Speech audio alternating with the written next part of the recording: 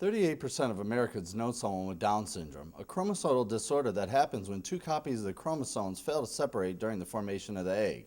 The cause of Down syndrome remains unknown, as well as the population of people in the United States with Down syndrome. Families with children that have Down syndrome operate on a daily basis just like families without special needs.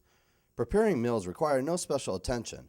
While talking to the Groves family, I found out just how ordinary they are. She goes to school, she goes to the babysitter, we go to work, come home, do homework, bath time, dinner time, and then we go to strict regimen. Just like families that don't have to deal with Down syndrome, both parents play a major role in raising the child.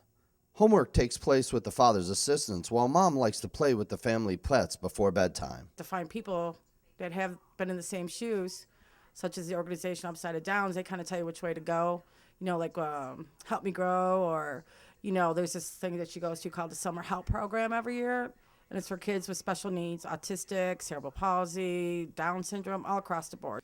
If you are currently raising a child with Down syndrome or know someone that is and are looking for help with the special needs associated with the syndrome, a good place to start looking would be the National Down Syndrome Society's website, www.ndss.org.